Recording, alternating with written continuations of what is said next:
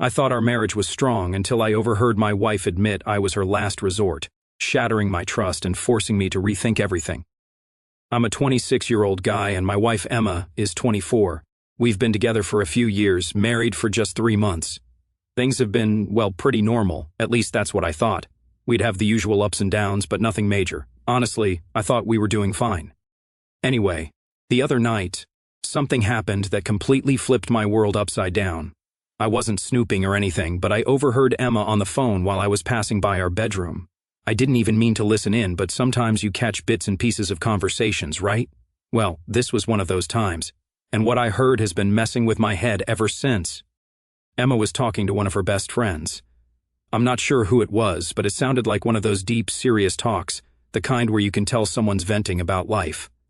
I was about to keep walking, but then I heard my name. That made me pause for a second because, well, who wouldn't? Hearing your name in a private conversation sparks curiosity, even if you don't want it to.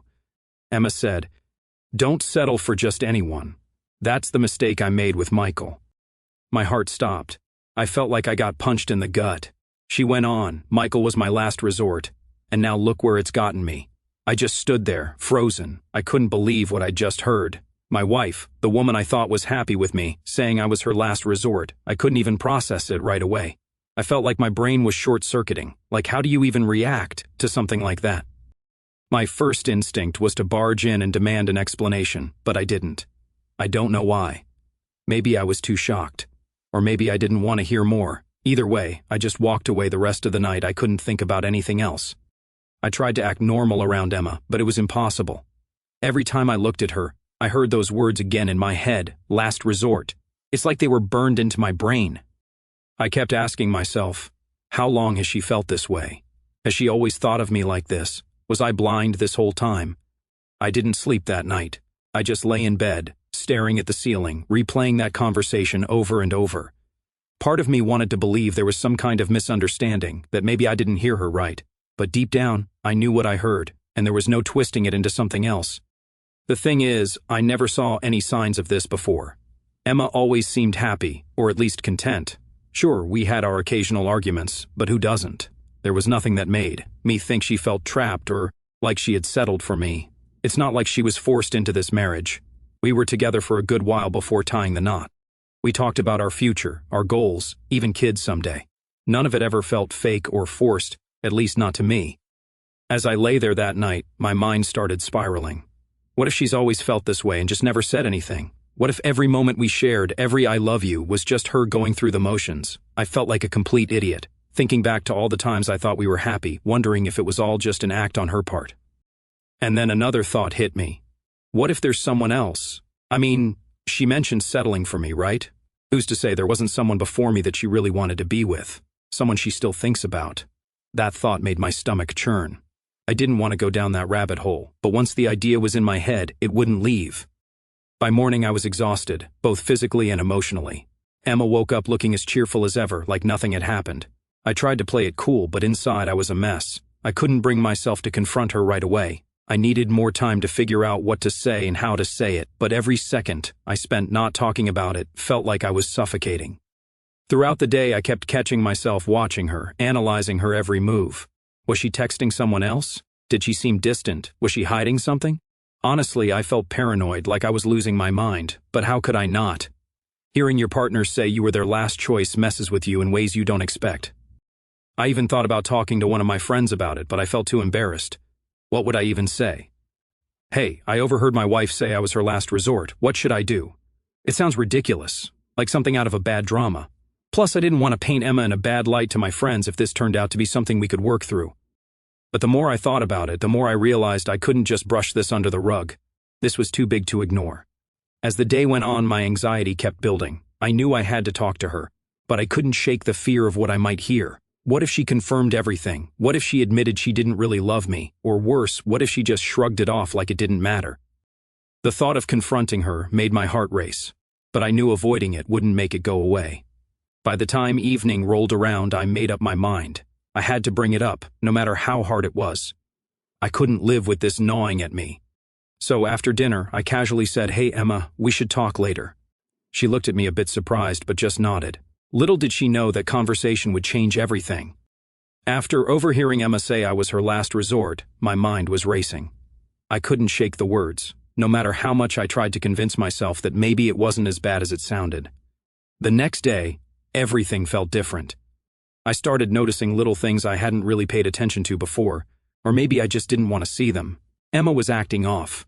I mean, she still smiled, she still said all the right things, but there was something about the way she carried herself, like she was trying a bit too hard to act normal. Or maybe I was just imagining it because of what I heard. Either way, the tension was there, even if neither of us said anything about it. That morning, as we were having breakfast, I couldn't help but steal glances at her. She was scrolling through her phone like she usually does, but every now and then I'd catch her typing quickly, then deleting and retyping. I don't know why, but it made me feel uneasy. I asked her casually, "Hey, who are you texting?" She looked up, almost startled, like she didn't expect me to notice. "Oh, just a friend," she said, her voice a little too casual. "You don't know her." And then she went right back to her phone. That wasn't unusual, but now everything felt suspicious. I didn't press her, though. I just nodded and pretended like it didn't bother me, but it did. Throughout the day, I kept replaying her words from the night before. Was she texting the same friend she was talking to on the phone, or was it someone else? My mind was coming up with 1,000 scenarios, none of them good. I kept thinking, what if she's hiding something? What if there's more to this than just her feeling like she settled for me? Later that afternoon, I caught her again on her phone. This time, she was smiling at the screen. It wasn't the kind of smile you give when you're texting a friend about something funny. It was more intimate. I couldn't help but ask, "What's so funny?" She looked up quickly, locking her phone. "Oh, nothing," she said, brushing it off. "Just a meme." But there was something about the way she said it, like she was trying to keep me from digging any deeper. That's when the doubt really started creeping in. Was there someone else? Was she still talking to an ex, or someone from her past? I didn't want to be that guy, the paranoid husband who questions every little thing. But after what I heard, I couldn't help it. Every little action felt like a clue to a bigger secret. The weirdest part was how normal she was acting otherwise, like nothing had changed. We still went about our day, running errands, making dinner, watching TV together. But there was this unspoken tension between us. At least, I felt it. I don't know if she did, or if she was just that good at pretending. At one point, we were sitting on the couch watching some random show, and she leaned over, resting her head on my shoulder. It felt nice, but it also felt wrong. Like, how could she be so affectionate after what she said? Did she even mean it, or was this her way of pretending everything was fine? I wanted to say something, to bring it up right then and there, but I couldn't find the right words. What if I was blowing this out of proportion? What if I misunderstood her conversation? But no matter how much I tried to rationalize it, I kept going back to that one sentence, "Michael was my last resort." It wasn't just about the words, it was about the way she said them. There was no hesitation, no hint of a joke. It sounded like something she genuinely believed, and that's what hurt the most. By the end of the day, I was mentally exhausted. I couldn't keep living like this, second-guessing everything she said and did. I knew I had to confront her, but I needed to find the right moment. The problem was, every time I thought about bringing it up, I felt this knot in my stomach. What if the conversation went worse than I expected? What if she confirmed all my worst fears? As we got ready for bed, Emma seemed completely oblivious to the storm brewing inside me. She kissed me goodnight and rolled over, falling asleep almost instantly. Meanwhile, I was lying there, wide awake, my mind racing with a million thoughts. I started thinking back to all the moments in our relationship where I might have missed signs. Were there times when she seemed distant, but I brushed it off as her having a bad day? Were there moments when she hinted at being unhappy, but I was too blind to see it? And then there was the nagging thought.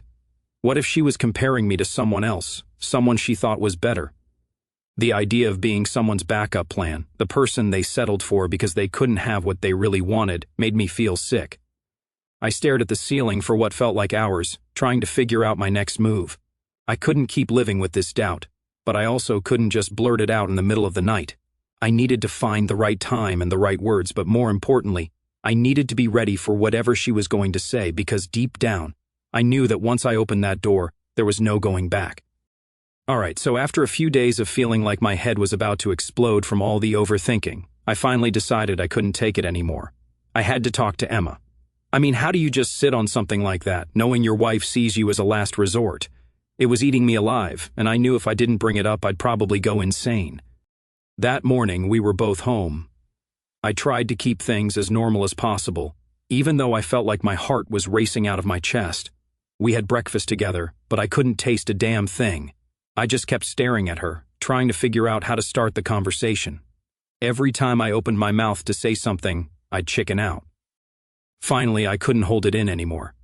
After we finished eating, I took a deep breath and said, "Hey, Emma, we need to talk." She looked up from her phone, a little surprised, but didn't say anything. I motioned for us to sit in the living room. We sat down on the couch, and the tension in the air was so thick you could probably cut it with a knife. Emma looked at me, her face a mix of curiosity and concern. I could tell she was trying to figure out what was coming.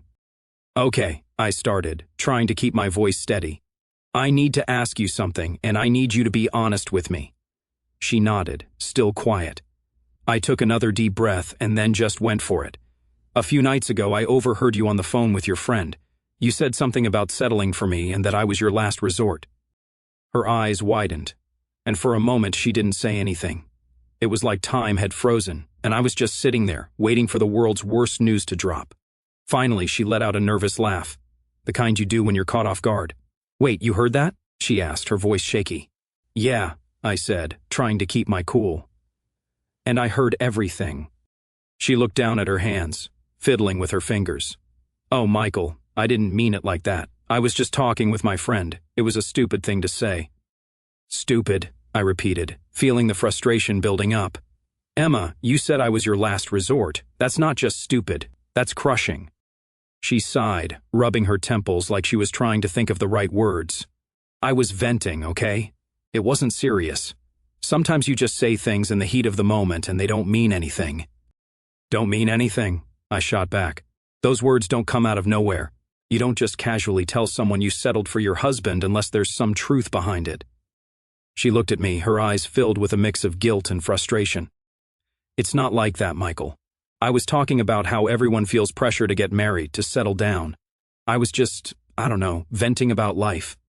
"But why say that about me, about us?" I asked, my voice rising a little. "If you were just venting, you could have said anything else. Why did it have to be about settling for me?" Emma shook her head, tears starting to well up in her eyes. "I didn't mean it the way it sounded. I love you, Michael. I really do. I was just feeling stressed and it came out wrong." I wanted to believe her. I really did. But something about the whole thing felt off, like there was more she wasn't telling me. "I need to know," I said. "Do you really feel like you settled for me? Like I was your last resort?" She didn't answer right away. Instead, she looked down again, avoiding my eyes. The silence was deafening, and every second that passed felt like an eternity. Finally, she whispered, "I don't know." That hit me like a ton of bricks. "You don't know?" I repeated, my voice barely above a whisper. "What does that even mean?" "It means I don't know how I feel sometimes," she said, her voice trembling. "I love you, but sometimes I wonder if I made the right choice. Not because of you, but because of me. I'm scared I rushed into this too fast, and now I don't know how to fix it." I leaned back on the couch, trying to process everything. Part of me was angry, but another part just felt sad, like all the air had been sucked out of the room. "So what now?" I asked, barely able to get the words out. "What are we supposed to do with this?" Emma wiped her eyes, sniffling. "I don't know," she said again. "I didn't want to hurt you. I never meant for any of this to happen." We sat there in silence for what felt like forever, neither of us knowing what to say or where to go from here.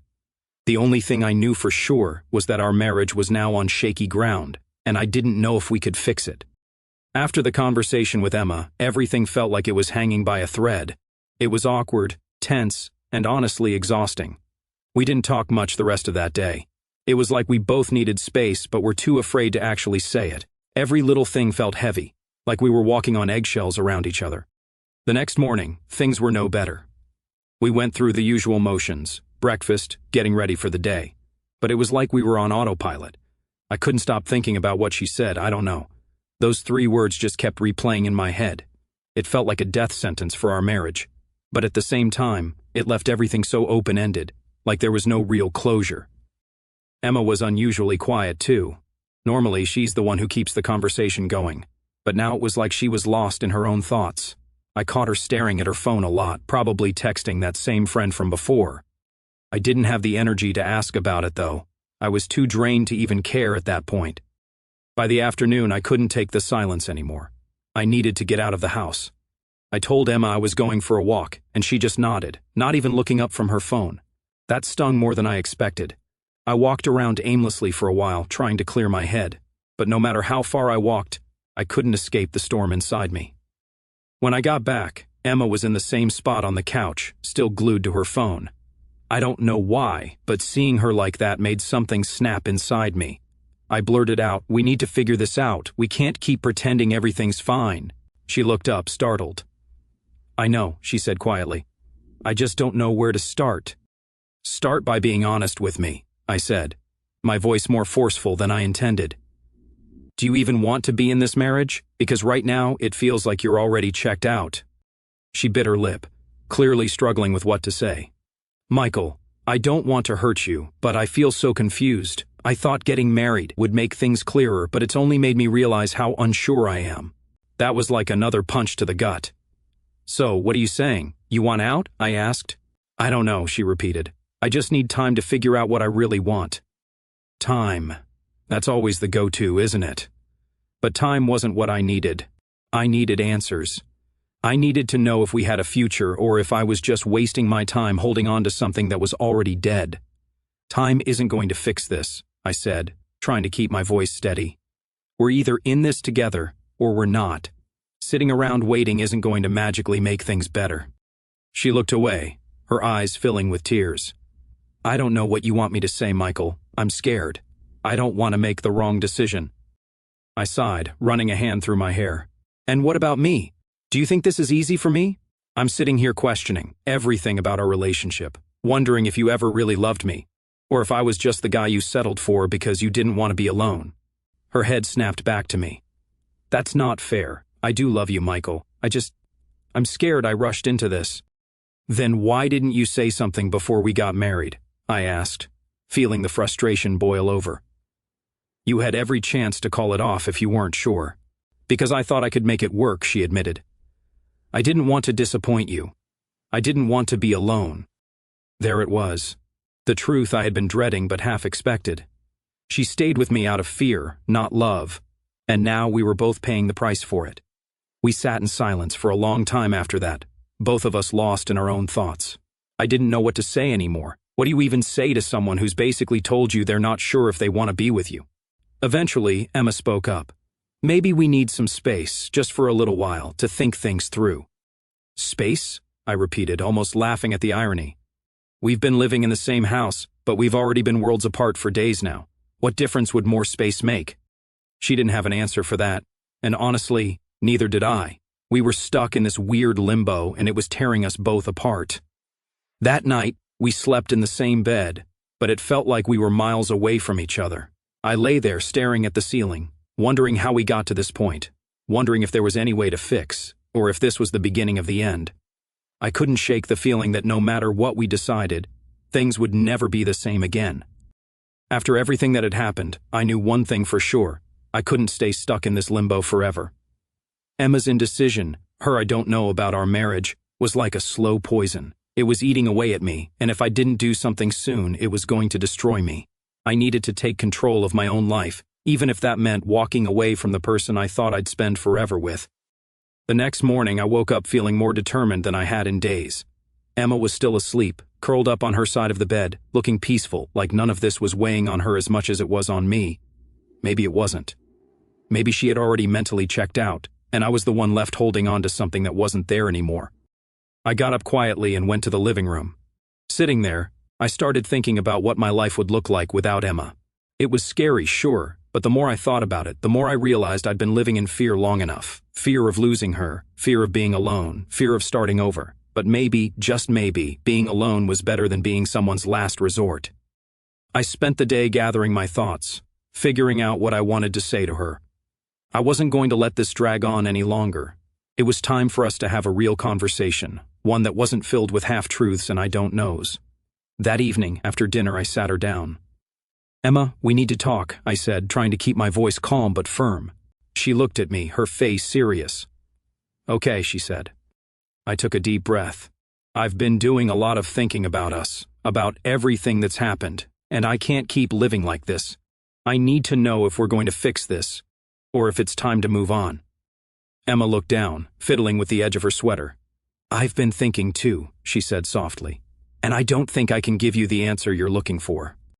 I nodded, expecting that response but still feeling the sting of it. "Then I think it's best if we go our separate ways," I said, my voice shaking slightly. "I love you, Emma, but I can't be in a marriage where I'm not someone's first choice. I deserve more than that." She started to cry, and for a moment, I felt like a jerk. But I knew this was the right decision. Staying together out of fear or guilt wasn't fair to either of us. "I never wanted to hurt you," she whispered through her tears. "I know," I said. "And I don't want to hurt you either. But sometimes, the best thing we can do is let go." We sat there in silence for a while, both of us trying to process what was happening. It felt surreal, like I was watching someone else's life fall apart, but it was my life, and I had to own it. The next few days were rough. We started the process of separating, figuring out who would keep what, and how we were going to handle the logistics of splitting up. It was awkward and painful, but also necessary. Every step we took felt like another weight being lifted off my shoulders, even though it hurt like hell. One night, as I was packing up some of my things, Emma came into the room. "Michael," she said quietly, "I hope you find someone who makes you happy, someone who can be everything you need." I looked at her, my chest tightening. "And I hope you find that too," I said. And that was it. There were no dramatic goodbyes, no long speeches, just two people realizing that sometimes love isn't enough, and it's okay to let go. After Emma moved out, I started focusing on myself. I reconnected with friends I hadn't seen in a while, threw myself into work, and started figuring out who I was outside of my marriage. It wasn't easy, and there were days when I missed her so much it physically hurt. But I knew I was doing the right thing. One night, a few weeks after Emma left, I was sitting on my couch, scrolling through my phone when I stumbled across an old photo of us. We looked so happy, so in love. For a moment, I felt a pang of regret, wondering if there was something more I could have done to save us. But then I remembered everything we'd been through, all the pain and confusion, and I realized that sometimes the best thing you can do is let go. I'm not saying I have it all figured out now. I'm still healing, still figuring out what comes next. But for the first time in a long time, I feel hopeful. I know I deserve to be with someone who sees me as their first choice, someone who loves me without hesitation or doubt, and I'm willing to wait for that. Moving forward isn't easy, but it's necessary, and I'm ready to take that step. Update 1. So it's been about a month since Emma and I decided to split. It hasn't been easy, but I've been doing my best to move on. I focused on work, caught up with friends, and tried to find some normalcy in this mess. I thought I was making progress, you know. I was starting to feel like myself again, but then life decided to throw another punch at me. One day, I was hanging out with a buddy of mine. We were catching up talking about random stuff when he casually dropped a bomb. "Hey, did you know Emma's dating someone?" he asked, like it was no big deal. I nearly choked on my drink. "Wait, what? Already?" I asked, trying to keep my voice steady. "Yeah," he said, looking a bit uncomfortable. "I saw her at a coffee shop the other day. She was with this guy. They looked close." My heart sank. I mean, I knew we were over, but hearing she was already seeing someone else hit me harder than I expected, especially since we weren't even divorced yet. The paperwork was still being finalized, and here she was, moving on like it was nothing. I tried to play it cool, acting like it didn't bother me. "Do you know who the guy is?" I asked, trying to sound casual. He hesitated for a second. "I think it's that guy she used to talk about before you two got married. You know, the one she had some history with." That's when it all clicked. The constant texting, the weird behavior, her being glued to her phone during those last few weeks. It wasn't just her being distant. It was him. She had been talking to this guy the whole time, even before we decided to split. I didn't say much after that. I just nodded and changed the subject. But inside, I was fuming. I felt betrayed all over again, not because she was dating someone, that was her choice, but because of the timing. It felt like our entire marriage was a joke to her, like she had one foot out the door long before we even said our goodbyes. Later that night, I couldn't stop thinking about it. I replayed every moment of our last month together, every time she was on her phone, every time she brushed off my questions. It all made sense now. She wasn't just distant. She was checked out, already focused on someone else. The next morning, I decided to confront her, not because I wanted to get back together or anything like that, but because I needed closure. I needed to hear it from her, to understand why she couldn't just be honest with me from the start. I sent her a message asking if we could talk. She agreed and we met up later that day at a park. It was weird seeing her again, especially knowing what I knew now. She looked nervous, like she knew what was coming. "Emma," I started, keeping my voice calm. "I need to ask you something and I want you to be honest with me." She nodded, not saying a word. "I heard you've been seeing someone," I said, watching her reaction closely. "Is it true?" Her eyes widened for a second, and then she looked away. "Yeah," she admitted quietly. "I've been seeing someone." "And is it the same guy you were talking to before we separated?" I asked, already knowing the answer but needing to hear it from her. She hesitated, then nodded. "Yes, it's him." I felt a mix of anger and sadness. "So, you've been talking to him this whole time?" I asked, "even when we were still trying to figure things out?" She looked down, guilt written all over her face. "I didn't plan for it to happen like this," she said. "We just started talking again, and it felt right." "Right," I repeated, my voice rising a bit. "Emma, we were still married. We were supposed to be working on us, and you were already moving on with someone else." "I'm sorry, Michael," she said, her voice shaking. "I didn't mean to hurt you." Hearing her apologize didn't make me feel any better. In fact, it just made me angrier. If you were talking to him the whole time, why didn't you just tell me? Why drag this out? "I didn't know how to," she admitted. "I was scared. I didn't want to hurt you more than I already had." "Well, congratulations," I said bitterly. "You managed to do that anyway." We sat there in silence for a while, neither of us knowing what to say. I wanted to scream, to yell at her for being so selfish, but I knew it wouldn't change anything. The damage was done and there was no going back. Finally, I stood up. "I hope he's worth it," I said, my voice cold. "I hope you're happy with him." "Michael, She started, but I cut her off. "I don't want to hear it," I said. "Let's just finish the divorce papers and be done with this." I walked away, feeling a strange mix of relief and sadness. I was finally done with Emma, but the pain of betrayal was still fresh. It would take time to heal, but at least now I knew the truth. Moving forward wasn't going to be easy, but at least now I could do it without looking back. Update 2. It's been a few weeks since I confronted Emma about seeing that guy, and honestly, I thought I was done with all the drama. The divorce papers were still in process, but I'd been keeping my distance from her and focusing on rebuilding my life. Things were slowly getting better. I was starting to feel more like myself, even if the whole situation still left a bad taste in my mouth. Then one evening I got a message from Emma. Just seeing her name pop up on my phone made my stomach twist. I almost didn't open it, but curiosity got the better of me. The message was short and vague. "Can we talk? It's important." I rolled my eyes thinking, what now? Part of me wanted to ignore her, but another part was curious. What could she possibly want after everything? Against my better judgment, I agreed to meet her the next day. When we met at a coffee shop, Emma looked like a wreck. Her eyes were red and puffy, like she'd been crying for days. She was fidgeting, barely able to look me in the eye. I didn't feel sympathy, though. All I could think about was how much she had hurt me, and how I wasn't going to let her back into my life. "Michael," she started, her voice shaky. "I know I'm the last person you want to hear from, but I need to tell you something." I folded my arms, leaning back in my chair. "What is it, Emma?" She took a deep breath, tears already welling up in her eyes. "The guy I was seeing, he was cheating on me. He was seeing another girl the whole time we were together." I blinked, not expecting that. I didn't say anything, just let her keep talking. "I found out a few days ago," she continued, her voice breaking. "I confronted him, and he admitted it. He didn't even try to deny it. I feel so stupid, Michael. I left you, and for what? For someone who didn't even care about me." She started crying, covering her face with her hands. I sat there, feeling a strange mix of satisfaction and indifference. This was karma, plain and simple. She'd betrayed me for a guy who turned out to be a player, and now she was reaping what she'd sown. "I'm so sorry," she sobbed.